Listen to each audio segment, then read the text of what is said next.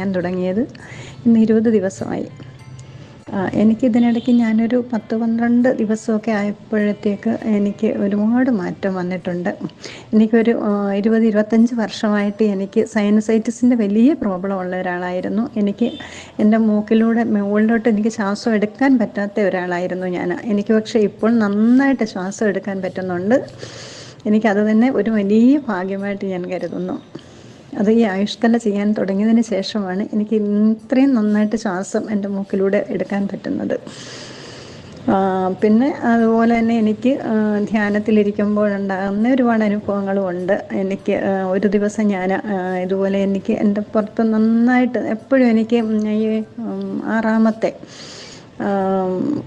ഊർജ്ജപ്രസരണക്രിയ ചെയ്ത് കഴിയുമ്പോൾ എൻ്റെ ശരീരം നട്ടെല്ലിൻ്റെ ഭാഗത്ത് നന്നായി ശരീരം മുഴുവനും ചിലപ്പോൾ നന്നായിട്ട് തണുപ്പ് അനുഭവപ്പെടുമായിരുന്നു.